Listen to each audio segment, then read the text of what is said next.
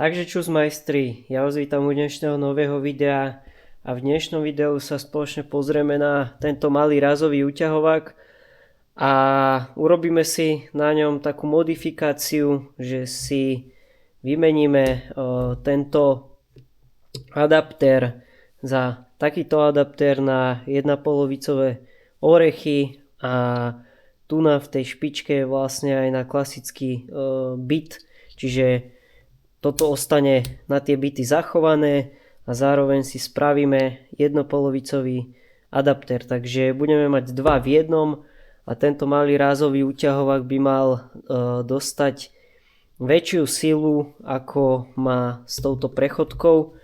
A ďalej sa mi vyriešiť druhý problém a to ten, že sa mi už dvakrát stalo, že mi praskol tento adaptér z toho bitu na 1,5-vicový kľúč, takže koniec tomuto problému. Objednal som si z AliExpressu tento adaptér a stalo to okolo 14 €, samotná tá kovadlina a aj ložisko. A čo vlastne stačí urobiť je, že rozoberieme tieto 4 šroby, povolíme a vymení sa vnútri toto ložisko a vymení sa len kovadlina. Nič ťažké, takže poďme si to spraviť. No takže ako prvé som musel zhodiť samotný ten adaptér.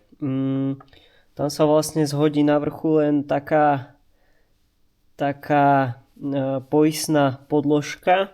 Normálne šrobovákom sa to dá vybrať. Následne tam bolo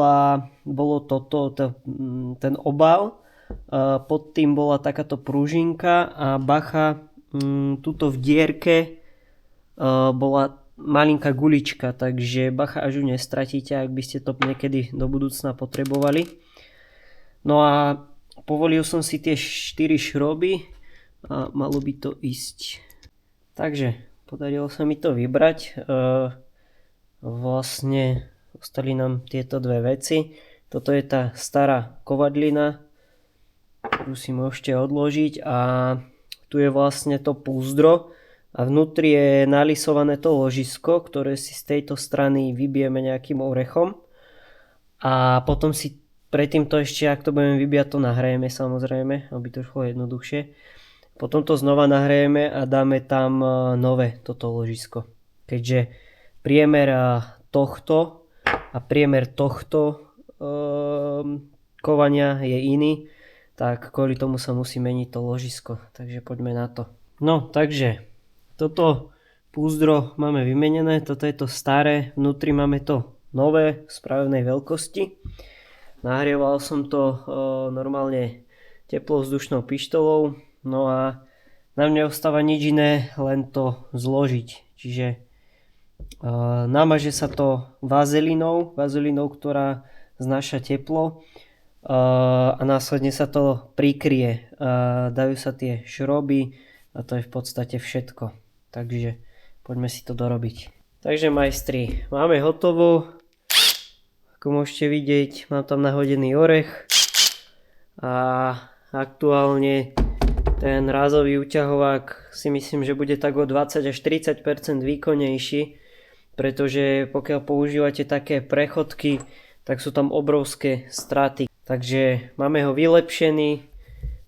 Vnútri, ako som vám spomínal, je aj na klasický 6-run bity. Myslím si, že je to parádny pomocník do garáže, ku autu, ku motorke, hoci kde, a s týmto je ešte silnejší, takže doporučujem to každému. Takže ak sa ti toto rýchle video páčilo, určite nezabudni dať palec hore, dúfam, že som niekomu pomohol. Ak sa vám video páčilo, nezabudnite dať like, koment či odber. Vidíme sa u ďalšieho videa a čaute.